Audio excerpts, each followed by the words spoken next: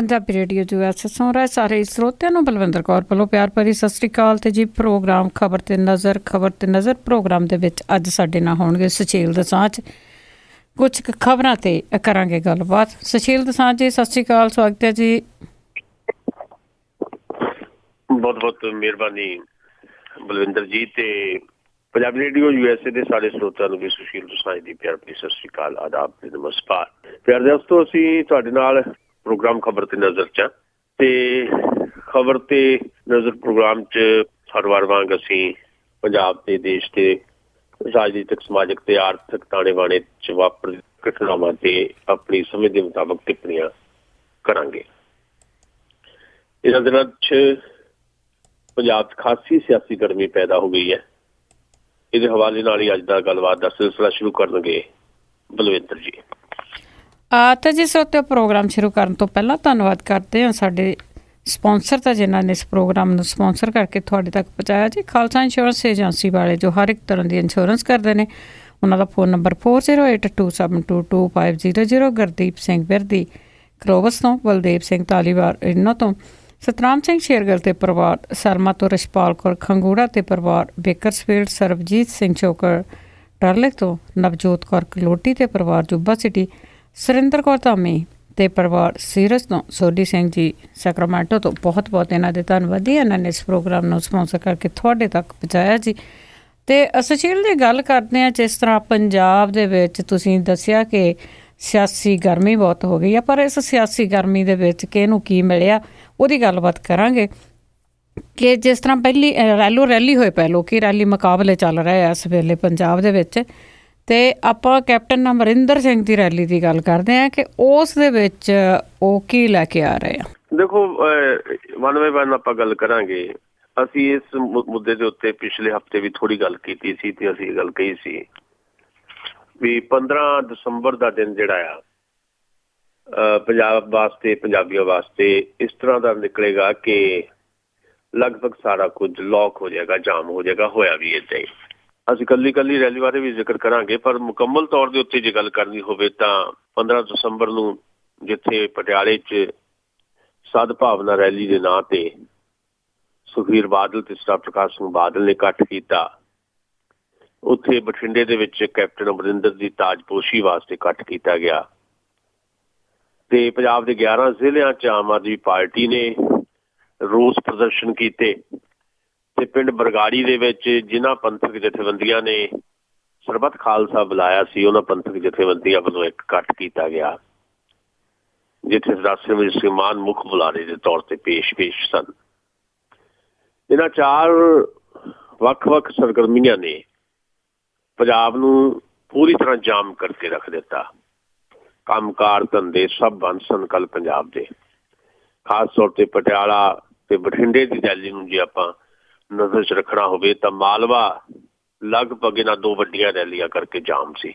ਉਹਦਾ ਇੱਕ ਨੈਗੇਟਿਵ ਪੱਖ ਇਹ ਰਿਹਾ ਵੀ ਸਦਭਾਵਨਾ ਰੈਲੀ ਜਿਹੜੀ ਪਟਿਆਲੇ 'ਚ ਕੀਤੀ ਗਈ, ਉੱਥੇ ਰਜਿੰਦਰਾ ਹੌਸਪੀਟਲ ਤੋਂ ਇੱਕ ਮਰੀਜ਼, ਜਿਹੜਾ ਤੁਸੀਂ ਖਬਰਾਂ ਦੇ ਵਿੱਚ ਵੀ ਹੁਣੇ ਸੁਣ ਕੇ ਹਟਿਓ, ਇੱਕ ਮਰੀਜ਼ ਜਿਹੜਾ ਰਜਿੰਦਰਾ ਹੌਸਪੀਟਲ ਤੋਂ PGI ਚੰਡੀਗੜ੍ਹ ਲਿਜਾਂਦਾ ਜਾ ਰਿਹਾ ਸੀ, ਉਸ ਜਾਮ 'ਚ ਫਸ ਗਿਆ ਕਿਉਂਕਿ ਪੈਦਲ ਮਾਰਚ ਕਰਦਿਆਂ ਸੁਖਬੀਰ ਬਾਦਲ ਨੇ ਉਸ ਰੈਲੀ 'ਚ ਪਹੁੰਚਣਾ ਸੀ ਤੇ ਸਾਰੀਆਂ ਸੜਕਾਂ, ਸਾਰਾ ਕੁਝ ਜਾਮ ਪਿਆ ਸੀ ਤੇ ਐਂਬੂਲੈਂਸ ਫਸ ਗਈ ਤੇ ਮਰੀਜ਼ ਨੂੰ ਵਕਤ ਸਿਰ ਇਲਾਜ ਨਹੀਂ ਮਿਲਿਆ ਤੇ ਉਹਦੀ ਡੈਥ ਹੋ ਗਈ। ਇਹਦਾ ਜ਼ਿੰਮੇਵਾਰ ਕੌਣ ਹੈ? ਇਸ ਗੱਲ ਨੂੰ ਵੀ ਵਿਚਾਰਿਆ ਜਾਣਾ ਚਾਹੀਦਾ ਕਿ ਕੋਈ ਮਨੁੱਖੀ ਅਧਿਕਾਰ ਸੰਸਥਾ ਇਹਦੇ ਤੇ ਜਨਤਕ ਪਟੀਸ਼ਨ ਪਾਏਗੀ ਕਿ ਖੁਦ ਉਹ ਪਰਿਵਾਰ ਵਾਲੇ ਕੋਈ ਜਨਤਕ ਪਟੀਸ਼ਨ ਪਾਉਣਗੇ ਉਸ ਸਰਕਾਰ ਦੇ ਖਿਲਾਫ, ਜੇ ਸਰਕਾਰ ਦੇ ਪਿਛਲੇ ਦਿਨਾਂ ਦੇ ਵਿੱਚ ਪ੍ਰੋਪਰਟੀ ਐਕਟ ਦੇ ਨਾਂ ਦੇ ਉੱਤੇ ਇਹ ਕਹਿ ਕੇ ਕਿ ਭੰਨਤੋੜ ਜਿਹੜੀ ਹੈ ਉਹ ਰੈਲੀਆਂ 'ਚ ਹੁੰਦੀ ਹੈ, ਮੁਜ਼ਾਹਰਿਆਂ 'ਚ ਹੁੰਦੀ ਹੈ ਤੇ ਇਸ ਕਰਕੇ ਇੱਥੇ ਪਾਬੰਦੀ ਲਾਈ ਜਾਏ, ਉਹਦੀ ਆਗਿਆ ਨਹੀਂ ਦਿੱਤੀ ਜਾ ਸਕਦੀ। ਕੇਂਦਰ ਨੇ ਹਾਲੇ ਉਹਨੂੰ ਮਨਜ਼ੂਰ ਨਹੀਂ ਕੀਤਾ। ਉਸੇ ਸਰਕਾਰ ਦੀ ਅਗਵਾਈ ਕਰ ਰਿਹਾ ਸ਼੍ਰੋਮਣੀ ਅਕਾਲੀ ਦਲ ਬਠਿੰਡੇ ਤੋਂ ਸਦਭਾਵਨਾ ਰੈਲੀਆਂ ਦੇ ਨਾਂ ਦੇ ਉੱਤੇ ਪੰਜਾਬ 'ਚ ਵੱਡੇ ਇਕੱਠ ਕਰ ਰਿਹਾ ਤੇ ਜਿੱਦਣ ਇਕੱਠ ਹੁੰਦਾ ਉਹ ਏਰੀਆ ਜਾਮ ਹੋ ਜਾਂਦਾ ਤੇ ਲੋਕਾਂ ਦੇ ਕੰਮ ਧੰਦੇ ਨਹੀਂ ਰੁਕਦੇ, ਲੋਕਾਂ ਨੂੰ ਇਲਾਜ ਖੁਣੋਂ ਵੀ ਲਗਭਗ ਮੌਤ ਦੇ ਨੇੜੇ ਪਹੁੰਚਾ ਦਿੱਤਾ ਜਾਂਦਾ। ਇਹਦਾ ਕਸੂਰਵਾਰ ਕੌਣ ਹੈ? ਇਹ ਵੀ ਮੈਨੂੰ ਲੱਗਦਾ ਸਰਦਾਰ ਪ੍ਰਕਾਸ਼ ਸਿੰਘ ਬਾਦਲ ਤੇ ਸੁਖਬੀਰ ਸਿੰਘ ਬਾਦਲ ਹੋਰਾਂ ਨੂੰ ਇਹਦਾ ਜਵਾਬ ਦੇਣਾ ਚਾਹੀਦਾ ਹੈ। ਸੋ ਇੱਕ ਗੱਲ ਤਾਂ ਓਵਰਆਲ ਜਿਹੜਾ ਸਾਰਾ 15 ਦਸੰਬਰ ਦਾ ਦਿਨ ਰਿਹਾ, ਉਹਦੇ ਤੇ ਇਹ ਆਪਾਂ ਕੀਤੀ ਹੈ ਕਿ ਲਗਭਗ ਪੰਜਾਬ ਜਿਹੜਾ ਆ ਇਹਨਾਂ 4 ਕਿਸਮ ਦੀਆਂ ਪੋਲੀਟੀਕਲ ਐਕਟੀਵਿਟੀਜ਼ ਕਰਕੇ ਜਾਮ ਹੋ ਗਿਆ।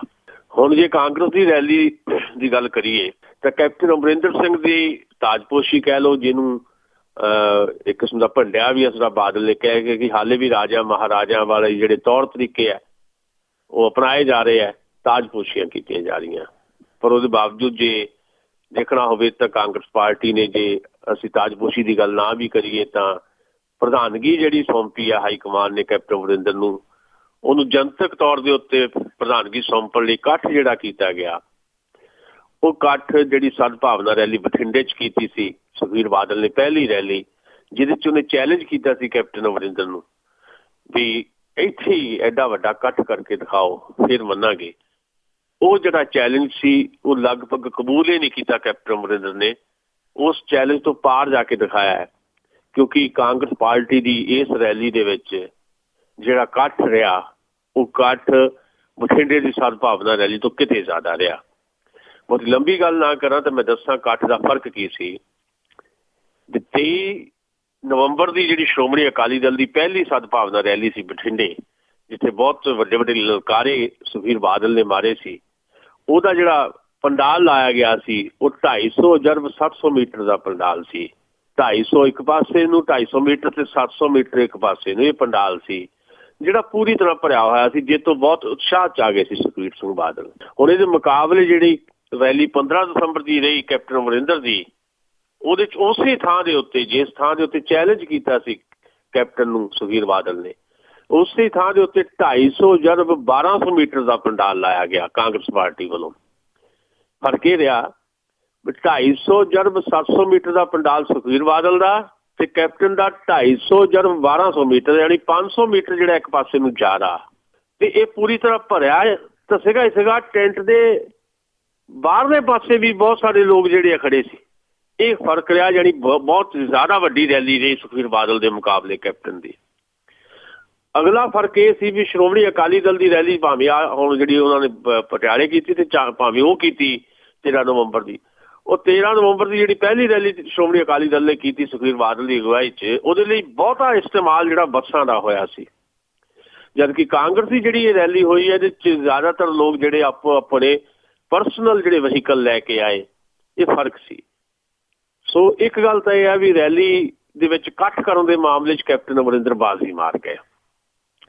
ਦੂਜੀ ਗੱਲ, ਕਾਂਗਰਸ ਪਾਰਟੀ ਦੀ ਰੈਲੀ ਦੇ ਕੁਝ ਹੋਰ ਜਿਹੜੇ ਅਰਥ ਵੀ ਸਾਡੇ ਸਾਹਮਣੇ ਆ, ਜਿਹੜੇ ਆਮ ਤੌਰ ਤੇ ਚਰਚਾ 'ਚ ਆਉਣੇ ਆ, ਚਰਚਾ 'ਚ ਆ ਰਹੇ ਆ।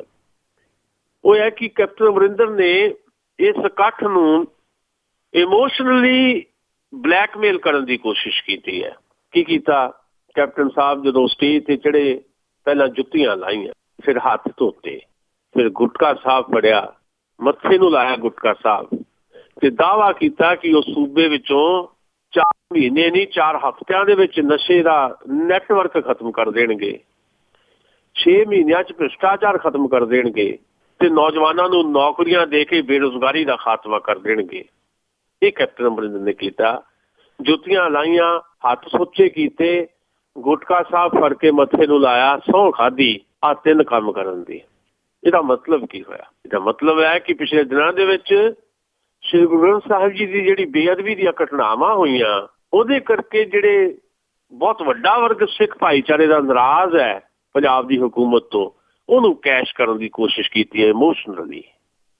ਇਹ ਕੈਪਟਨ ਅਮਰਿੰਦਰ ਦੀ ਕੋਸ਼ਿਸ਼ ਜਿਹੜੀ ਹੈ ਇਹ ਇਸ ਕਰਕੇ ਸਫਲ ਹੁੰਦੀ ਦਿਖਾਈ ਦੇ ਰਹੀ ਹੈ ਕਿਉਂਕਿ ਕੈਪਟਨ ਅਮਰਿੰਦਰ ਨੂੰ ਪਹਿਲਾਂ ਵੀ ਤਜਰਬਾ ਹੈ। ਸ਼੍ਰੋਮਣੀ ਅਕਾਲੀ ਦੇ ਮੁਕਾਬਲੇ ਪੰਥਕ ਏਜੰਡਾ ਕੈਪਟਨ ਅਮਰਿੰਦਰ ਜ਼ਿਆਦਾ ਬਿਹਤਰ ਤਰੀਕੇ ਨਾਲ ਰੱਖ ਲੈਂਦੇ ਆ। ਸੋ ਕਾਂਗਰਸ ਪਾਰਟੀ ਇਹਦੇ 'ਚ ਇੱਕ ਸਫਲਤਾ ਹਾਸਲ ਕਰਦੀ ਦਿਖਾਈ ਦੇ ਰਹੀ ਕੈਪਟਨ ਦੀ ਅਗਵਾਈ ਦੇ ਵਿੱਚ।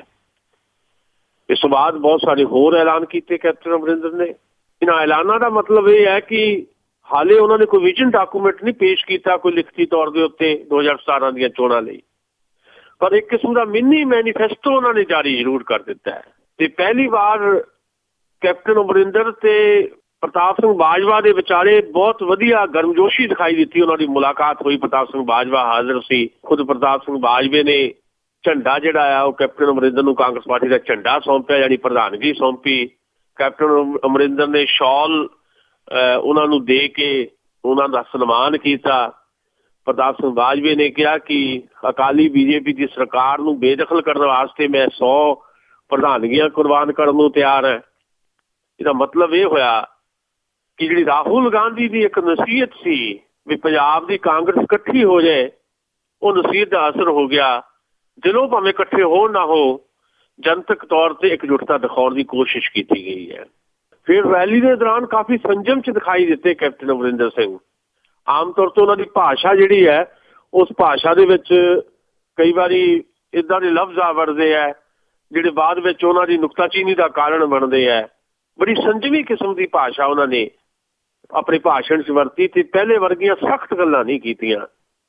ਇਹਦਾ ਭਾਵ ਇਹ ਹੋਇਆ ਕਿ ਉਹਨਾਂ ਨੂੰ ਜਿਹੜੀ ਜ਼ਿੰਮੇਵਾਰੀ ਮਿਲੀ ਹੈ ਕੈਪਟਨ ਅਮਰਿੰਦਰ ਨੂੰ, ਉਸ ਜ਼ਿੰਮੇਵਾਰੀ ਨੂੰ ਬੜੀ ਸੋਚ ਸਮਝ ਕੇ ਨਿਭਾਉਣ ਦੀ ਕੋਸ਼ਿਸ਼ ਕਰ ਰਹੇ ਹੈ। ਤੇ ਬਾਦਲ ਸਾਹਿਬ ਦੇ ਉੱਤੇ ਵੀ ਨਿੱਜੀ ਤੌਰ ਦੇ ਉੱਤੇ ਕੋਈ ਹਮਲਾ ਨਹੀਂ ਕੀਤਾ ਉਹਨਾਂ ਨੇ, ਉੱਦਾਂ ਨੀਤੀਆਂ ਦੀ ਗੱਲ ਕੀਤੀ ਹੈ। ਸੋ ਓਵਰਆਲ ਕੈਪਟਨ ਅਮਰਿੰਦਰ ਦੀ ਅਗਵਾਈ 'ਚ ਕਾਂਗਰਸ ਪਾਰਟੀ ਦੀ ਰੈਲੀ ਜਿਹੜੀ ਹੈ ਉਹ ਸਿੱਧੇ ਤੌਰ ਦੇ ਉੱਤੇ ਸ਼੍ਰੋਮਣੀ ਅਕਾਲੀ ਦਲ ਤੇ ਬੀਜੇਪੀ ਗੱਠਜੋੜ ਦੀ ਸਰਕਾਰ ਵਾਸਤੇ ਇੱਕ ਵੱਡਾ ਚੈਲੰਜ ਬਣ ਕੇ ਸਾਹਮਣੇ ਆਈ ਹੈ। ਮਹੱਤਵਪੂਰਨ ਗੱਲ ਇਹ ਹੋਈ ਵੀ ਕੈਪਟਨ ਅਮਰਿੰਦਰ ਨੇ ਆਮ ਆਦਮੀ ਪਾਰਟੀ ਦਾ ਜ਼ਿਕਰ ਤੱਕ ਨਹੀਂ ਕੀਤਾ। ਯਾਨੀ ਮੁੱਖ ਤੌਰ ਦੇ ਉੱਤੇ ਮੁਕਾਬਲਾ ਜਿਹੜਾ ਆ ਉਹ ਪੇਸ਼ ਕਰਨ ਦੀ ਕੋਸ਼ਿਸ਼ ਕੀਤੀ ਹੈ ਕਿ ਸਾਡਾ ਮੁਕਾਬਲਾ ਹਕੂਮਤੀ ਧਿਰ ਦੇ ਨਾਲ ਹੈ ਤੇ ਹਕੂਮਤ ਵਾਸਤੇ, ਲਾਜ਼ਮੀ ਤੌਰ ਤੇ ਸ਼੍ਰੋਮਣੀ ਅਕਾਲੀ ਦਲ ਵਾਸਤੇ, ਬਾਦਲਾਂ ਵਾਸਤੇ ਕੈਪਟਨ ਅਮਰਿੰਦਰ ਨੇ ਇੱਕ ਵੱਡਾ ਚੈਲੰਜ ਖੜਾ ਕਰ ਦਿੱਤਾ ਜੀ। ਜੀ ਤੇ ਅਗਲੇ ਗੱਲ ਕਰੀਏ, ਇਹ ਤਾਂ ਤੁਸੀਂ ਕੈਪਟਨ ਅਮਰਿੰਦਰ ਸਿੰਘ ਦੀ ਰੈਲੀ ਦੀ ਗੱਲ ਕੀਤੀ ਆ ਕਿ ਜਿੱਥੇ ਪਹਿਲਾਂ ਅਕਾਲੀ ਲੜੀ ਲਾਈ ਹੋਈ ਹੈ ਜੀ ਰੈਲੀਆਂ ਦੀ, ਕਿ ਉਹਨਾਂ ਨੇ ਜਿਹੜੀ ਜਿੱਦ ਕੇ ਰੈਲੀ ਕੀਤੀ ਆ ਪਟਿਆਲੇ ਦੇ ਵਿੱਚ, ਪਟਿਆਲੇ 'ਚ ਲੋਕਾਂ ਨੂੰ ਕਾਲ ਵੀ ਕੀਤੀ ਆ, ਕਹਿੰਦੇ ਬਿਲਕੁਲ ਸਾਰਾ ਕੁਝ ਬੰਦ ਆ, ਸਾਰੇ ਪਾਸੇ ਪੁਲਿਸ ਹੀ ਪੁਲਿਸ ਦਿਸਦੀ ਆ। ਉਹਨਾਂ ਦੀ ਰੈਲੀ ਕਿਸ ਤਰ੍ਹਾਂ ਸੀ? ਪਹਿਲੀ ਗੱਲ ਤਾਂ ਇਹ ਵੀ ਸ਼ਾਇਦ ਗਲਤੀ ਕਰ ਗਿਆ ਸੁਖਬੀਰ ਸਿੰਘ ਬਾਦਲ ਉਸੇ ਦਿਨ ਰੈਲੀ ਕਰਕੇ ਪਟਿਆਲੇ ਦੇ ਵਿੱਚ। ਪ੍ਰਕਾਸ਼ ਸਿੰਘ ਬਾਦਲ ਨੇ ਇੱਕ ਗੱਲ ਕਹੀ ਇਸ ਰੈਲੀ 'ਚ ਜਿਹੜੀ ਪਟਿਆਲੇ ਉਹਨਾਂ ਨੇ ਕੀਤੀ ਵੀ ਕੈਪਟਨ ਅਮਰਿੰਦਰ ਨੂੰ ਟਕਰਾਅ ਦੀ ਰਾਜਨੀਤੀ ਜਿਹੜੀ ਆ ਉਹ ਨਹੀਂ ਕਰਨੀ ਚਾਹੀਦੀ। ਉਹਨਾਂ ਨੇ ਭਾਵੇਂ ਇਹ ਗੱਲ ਭਾਸ਼ਾ ਦੇ ਲਿਹਾਜ਼ ਨਾਲ ਕਹੀ ਹੋਏਗੀ ਕਿ ਕੈਪਟਨ ਅਮਰਿੰਦਰ ਕਈ ਵਾਰੀ ਬੜੀ ਸਖਤ ਭਾਸ਼ਾ ਵਰਤਦੇ ਹੈ, ਪਰ ਦੋ ਗੱਲਾਂ ਇਹਦੇ 'ਚ ਮੈਂ ਕਰਨੀਆਂ ਚਾਹੁੰਦਾ। ਨੰਬਰ ਇੱਕ, ਬਾਦਲ ਨੂੰ ਕੈਪਟਨ ਅਮਰਿੰਦਰ ਨੂੰ ਇਹ ਕਹਿਣ ਤੋਂ ਪਹਿਲਾਂ ਵੀ ਟਕਰਾਅ ਦੀ ਰਾਜਨੀਤੀ ਨਹੀਂ ਕੈਪਟਨ ਅਮਰਿੰਦਰ ਨੂੰ ਕਰਨੀ ਚਾਹੀਦੀ। ਖੁਦ ਸ਼੍ਰੋਮਣੀ ਅਕਾਲੀ ਦਲ ਦੀ ਲੀਡਰਸ਼ਿਪ ਜਾਂ ਸੁਖਬੀਰ ਬਾਦਲ ਜਾਂ ਵਿਕਰਮ ਮਜੀਠੀਆ ਜਾਂ ਆਪਣੀ ਪਾਰਟੀ ਦੇ ਬਾਕੀ ਲੋਕਾਂ ਦੀ ਭਾਸ਼ਾ ਜਿਹੜੀ ਹੈ ਉਹਦੇ ਤੇ ਧਿਆਨ ਦੇਣ ਦੀ ਜ਼ਰੂਰਤ ਹੈ, ਕਿਉਂਕਿ ਕੈਪਟਨ ਅਮਰਿੰਦਰ ਜੇ ਕੋਈ ਗੱਲ ਕਹਿੰਦੇ ਹੈ ਤੇ ਉਹਦੇ ਬਰਾਬਰ ਦੀ ਉਸੇ ਭਾਸ਼ਾ ਦੇ ਵਿੱਚ ਸੁਖਬੀਰ ਬਾਦਲ ਜਾਂ ਵਿਕਰਮ ਸਿੰਘ ਮਜੀਠੀਆ ਜਾਂ ਕੁਝ ਹੋਰ ਲੋਕ ਵੀ ਗੱਲਾਂ ਕਹਿੰਦੇ ਆ। ਕਈ ਵਾਰੀ ਕੈਪਟਨ ਅਮਰਿੰਦਰ ਤੋਂ ਵੀ ਅੱਗੇ ਜਾ ਕੇ ਇਤਨੀਆਂ ਗੱਲਾਂ ਅਕਾਲੀ ਦਲ ਦੀ ਲੀਡਰਸ਼ਿਪ ਵੱਲੋਂ ਵੀ ਹੁੰਦੀਆਂ। ਦੂਜੀ ਗੱਲ, ਟਕਰਾਅ ਦੀ ਰਾਜਨੀਤੀ ਦਾ ਅਰਥ ਕੀ ਹੈ? ਟਕਰਾਅ ਦੀ ਰਾਜਨੀਤੀ ਸ਼ੁਰੂ ਕਿਹਨੇ ਕੀਤੀ ਹੈ? ਤਾਂ ਸਰ ਬਾਦਲ ਨੂੰ ਇਸ ਗੱਲ ਦਾ ਖਿਆਲ ਰੱਖਣਾ ਚਾਹੀਦਾ ਹੈ ਕਿ ਜਿਹੜੀ 23 ਨਵੰਬਰ ਦੀ ਰੈਲੀ ਸੀ ਬਠਿੰਡੇ ਵਾਲੀ, ਸ਼੍ਰੋਮਣੀ ਅਕਾਲੀ ਦਲ ਦੀ ਪਹਿਲੀ ਸਦਭਾਵਨਾ ਰੈਲੀ, ਉਸ ਰੈਲੀ ਦੇ ਵਿੱਚ ਚੈਲੰਜ ਪਹਿਲਾਂ ਸੁਖਬੀਰ ਬਾਦਲ ਨੇ ਕੀਤਾ ਕੈਪਟਨ ਅਮਰਿੰਦਰ। ਸੁਖਬੀਰ ਬਾਦਲ ਨੇ ਉਹ ਕਲਿੱਪਿੰਗ ਤੁਸੀਂ ਸਾਰਿਆਂ ਨੇ ਦੇਖੀ ਹੈ ਉਸ ਰੈਲੀ ਦੀ, ਜਿਹਦੇ ਵਿੱਚ ਬੜੇ ਉਤਸ਼ਾਹ 'ਚ ਆ ਕੇ ਸੁਖਬੀਰ ਬਾਦਲ ਨੇ ਕਿਹਾ ਕਿ ਇੱਥੇ ਐਡਾ ਇਕੱਠ ਕਰਕੇ ਦਿਖਾਵੇ ਕੈਪਟਨ ਅਮਰਿੰਦਰ। ਸੋ ਚੈਲੰਜ ਦੀ ਨੀਤੀ ਜਿਹੜੀ ਪਾਲਿਸੀ ਜਾਂ ਨੀਤੀ, ਚੁਣੌਤੀਆਂ ਦੀ ਨੀਤੀ, ਮੁਕਾਬਲੇਬਾਜ਼ੀ ਦੀ ਨੀਤੀ, ਟਕਰਾਅ ਦੀ ਨੀਤੀ ਦੀ ਸ਼ੁਰੂਆਤ ਸੁਖਬੀਰ ਬਾਦਲ ਨੇ ਬਠਿੰਡੇ ਤੋਂ ਕੀਤੀ ਤੇ ਉਹਦੀ ਕੰਟੀਨਿਊਟੀ ਵੀ ਰੱਖੀ। ਕੰਟੀਨਿਊਟੀ ਕਿੱਦਾਂ ਰੱਖੀ? ਕੰਟੀਨਿਊਟੀ ਏਦਾਂ ਰੱਖੀ ਵੀ ਜਦੋਂ 13 ਦਸੰਬਰ ਦੀ ਰੈਲੀ ਰੱਖਣ ਦੀ ਗੱਲ ਹੋ ਰਹੀ ਸੀ ਕੈਪਟਨ ਅਮਰਿੰਦਰ ਦੀ ਤਾਜਪੋਸ਼ੀ ਵਾਸਤੇ, ਤਾਂ ਸੁਖਬੀਰ ਬਾਦਲ ਨੇ ਕਿਹਾ ਕਿ ਅਸੀਂ ਵੀ 13 ਦਸੰਬਰ ਨੂੰ ਹੀ ਪਟਿਆਲੇ 'ਚ ਰੈਲੀ ਕਰਾਂਗੇ ਮੋਤੀ ਮਹਿਲ ਦੇ ਸਾਹਮਣੇ। ਵੱਖਰੀ ਗੱਲ ਹੈ ਕਿ ਮੋਤੀ ਮਹਿਲ ਦੇ ਸਾਹਮਣੇ ਉਹ ਰੈਲੀ ਨਹੀਂ ਉਹਨਾਂ ਨੇ ਕੀਤੀ, ਉਹਨਾਂ ਦੇ ਆਪਣੇ ਜਥੇਬੰਦਕ ਕਾਰਨ ਹੈ। 3-4 ਧੜੇ ਬਣੇ ਹੋਏ ਆ ਸ਼੍ਰੋਮਣੀ ਅਕਾਲੀ ਦਲ ਦੇ ਪਟਿਆਲੇ ਸ਼ਹਿਰ ਦੇ ਵਿੱਚ, ਇਸ ਕਰਕੇ ਉਹਨਾਂ ਨੇ ਸ਼ਹਿਰੋਂ ਬਾਹਰ ਕੀਤੀ ਰੈਲੀ। ਪਰ ਜੇ ਕੈਪਟਨ ਅਮਰਿੰਦਰ ਦੀ ਅਗਵਾਈ 13 ਦਸੰਬਰ ਨੂੰ ਰੈਲੀ ਕਰਨ ਦੀ ਗੱਲ ਚੱਲ ਰਹੀ ਸੀ, ਹਾਲੇ ਫੈਸਲਾ ਨਹੀਂ ਸੀ ਹੋਇਆ, ਤਾਂ ਸੁਖਬੀਰ ਬਾਦਲ ਨੇ ਕਿਹਾ ਕਿ ਅਸੀਂ ਵੀ 13 ਨੂੰ ਕਰਾਂਗੇ। ਕੈਪਟਨ ਅਮਰਿੰਦਰ ਨੇ ਮੋਤੀ ਮਹਿਲ 'ਚ ਆਪਣੀ ਮੀਟਿੰਗ ਬੁਲਾ ਕੇ ਰੈਲੀ ਦੀ ਤਰੀਕ 15 ਰੱਖ ਲਈ, 15 ਦਸੰਬਰ। ਨਾਲ ਦੀ ਨਾਲ ਹੀ ਸੁਖਬੀਰ ਬਾਦਲ ਦਾ ਬਿਆਨ ਆ ਗਿਆ ਕਿ ਅਸੀਂ ਵੀ 15 ਨੂੰ ਕਰਾਂਗੇ। ਫਿਰ ਟਕਰਾਅ ਦੀ ਨੀਤੀ ਤੇ ਕੌਣ ਚੱਲ ਰਿਹਾ? ਟਕਰਾਅ ਦੀ ਨੀਤੀ ਸਿੱਧੇ ਤੌਰ ਤੇ ਸੁਖਬੀਰ ਬਾਦਲ ਚੱਲ ਰਿਹਾ ਨਾ। ਜੇ 13 ਨੂੰ ਕਰਨੀ ਕਾਂਗਰਸ ਦੇ ਬਠਿੰਡੇ ਰੈਲੀ ਤੇ ਪਟਿਆਲੇ 13 ਨੂੰ ਕਰਨਗੇ, ਚੈਲੰਜ ਦੇਣਗੇ ਸੁਖਬੀਰ ਬਾਦਲ ਹੋਰੀ। ਜੇ 13 ਦੀ ਥਾਂ ਤੇ 15 ਕਰ ਲੈਂਦੇ ਕਾਂਗਰਸ ਵਾਲੇ ਤਾਂ ਸੁਖਬੀਰ ਬਾਦਲ 15 ਨੂੰ ਕਰਨਗੇ ਪਟਿਆਲੇ। ਫਿਰ ਟਕਰਾਅ ਦੀ ਨੀਤੀ ਤੇ ਕੌਣ ਚੱਲ ਰਿਹਾ? ਸਰਦਾਰ ਬਾਦਲ ਨੂੰ ਇਹ ਗੱਲਾਂ ਕਰਨ ਤੋਂ ਪਹਿਲਾਂ ਸ਼ਾਇਦ ਇਹਨਾਂ ਗੱਲਾਂ ਦਾ ਧਿਆਨ ਧਰ ਲੈਣਾ ਚਾਹੀਦਾ ਸੀ। ਦੂਸਰੀ ਗੱਲ, ਰੈਲੀ ਦੇ ਵਿੱਚ ਇਕੱਠ ਜਿਹੜਾ ਆ ਉਹ ਬਹੁਤ ਘੱਟ ਸੀ, ਮੁਕਾਬਲੇ ਦਾ ਇਕੱਠ ਨਹੀਂ ਸੀ। ਦੋ ਤਿੰਨ ਗੱਲਾਂ ਇਹਦੇ 'ਚ ਮੈਂ ਰੈਲੀ ਬਾਰੇ ਦੱਸ ਦਿੰਦਾ ਤੁਹਾਨੂੰ। ਨੰਬਰ 1 ਤਾਂ ਸੁਖਬੀਰ ਸਿੰਘ ਬਾਦਲ ਨੇ ਚੋਣਾਂ ਤੋਂ 1.25 ਸਾਲ ਪਹਿਲਾਂ ਹੀ ਇਹ ਐਲਾਨ ਕਰ ਦਿੱਤਾ ਕਿ ਅਗਲੀ ਵਾਰ ਵੀ ਸਾਡੇ ਮੁੱਖ ਮੰਤਰੀ ਦੇ ਉਮੀਦਵਾਰ ਸਰਦਾਰ ਪ੍ਰਕਾਸ਼ ਸਿੰਘ ਬਾਦਲ ਹੋਣਗੇ। ਅੱਛਾ, ਮੁਕਾਬਲਾ ਇਸ ਵੇਲੇ ਦਿਖਾਈ ਦੇ ਰਿਹਾ ਸੁਖਬੀਰ ਬਾਦਲ ਤੇ ਕੈਪਟਨ ਅਮਰਿੰਦਰ ਦਾ, ਤੇ ਸੁਖਬੀਰ ਬਾਦਲ ਆਪਣੇ ਆਪ ਨੂੰ ਮੁੱਖ ਮੰਤਰੀ ਦਾ ਉਮੀਦਵਾਰ ਬਣਾਉਣਾ ਹੀ ਨਹੀਂ ਚਾਹੁੰਦੇ। ਕਾਰਨ ਕੀ ਹੈ ਇਹਦਾ? ਕਾਰਨ ਇਹ ਹੈ ਕਿ ਪਿਛਲੇ 2-2.5 ਮਹੀਨੇ ਤੋਂ ਸਰਕਾਰ ਦੇ ਖਿਲਾਫ ਮਾਹੌਲ ਬਣ ਗਿਆ ਤੇ ਕੈਪਟਨ ਦੇ ਸਾਹਮਣੇ ਸਰਦਾਰ ਬਾਦਲ ਤੋਂ ਬਿਨਾਂ ਕੋਈ ਹੋਰ ਬਦਲ ਫਿਲਹਾਲ ਨਹੀਂ ਨਜ਼ਰ ਆ ਰਿਹਾ, ਕਿਉਂਕਿ ਸੁਖਬੀਰ ਬਾਦਲ ਨੂੰ ਪਤਾ ਕਿ ਜੇ ਸੁਖਬੀਰ ਬਾਦਲ ਖੁਦ ਕੈਂਡੀਡੇਟ ਦੇ ਤੌਰ ਤੇ ਪੇਸ਼ ਹੋਏ ਤਾਂ ਜੇ ਹਾਰ ਵੀ ਹੋਣੀ ਹੈ ਤੇ ਹਾਰ ਹੋਰ ਬੁਰੀ ਤਰ੍ਹਾਂ ਹੋਏਗੀ, ਕਿਉਂਕਿ ਮੁਕਾਬਲਾ ਕੈਪਟਨ ਅਮਰਿੰਦਰ ਦਾ ਸਰਦਾਰ ਪ੍ਰਕਾਸ਼ ਸਿੰਘ ਬਾਦਲ ਹੀ ਕਰ ਸਕਦੇ ਆ ਸ਼ਖਸੀਅਤ ਦੇ ਹਿਸਾਬ ਦੇ ਨਾਲ। ਇਸ ਗੱਲ ਨੂੰ ਸਮਝ ਲਿਆ ਸੁਖਬੀਰ ਬਾਦਲ ਨੇ, ਇਹ ਅਰਥ ਹੈ ਇਹਦਾ। ਫਿਰ ਰੈਲੀ 'ਚ ਭੀੜ ਦਾ ਮਾਮਲਾ, ਸਾਰੇ ਸਰਵੇ ਵਰਤ ਲਏ, ਸਾਰੇ ਤਰੀਕੇ ਵਰਤ ਲਏ, ਸਰਕਾਰ ਸਾਰੀ ਵਰਤ ਲਈ, ਅਫਸਰਸ਼ਾਹੀ ਸਾਰੀ ਵਰਤ ਲਈ, ਥੱਲੇ ਤੱਕ ਜਿਹੜੇ ਸਰਕਾਰੀ ਮਹਿਕਮੇ ਦੇ ਮੁਲਾਜ਼ਮ ਵਰਤ ਲਏ। ਇਹ ਵੀ ਕਹਿ ਦਿੱਤਾ ਜ਼ਿਮੀਂਦਾਰਾਂ ਨੂੰ ਭਾਈ ਆਪ ਆਓ, ਆਪਦੀਆਂ ਘਰ ਵਾਲੀਆਂ ਵੀ ਨਾਲ ਲੈ ਕੇ ਆਇਓ। ਉਹਦੇ ਬਾਵਜੂਦ ਰੈਲੀ 'ਚ ਉਮੀਦ ਦੇ ਮੁਤਾਬਕ ਭੀੜ ਨਹੀਂ ਆਈ। ਹਾਲਤ ਇਹ ਹੋਈ, ਭਾਸ਼ਣ ਦੇ ਚਲਦਿਆਂ ਚਲਦੇ ਲੋਕ ਉੱਠ ਕੇ ਜਾਣ ਲੱਗ ਪਏ।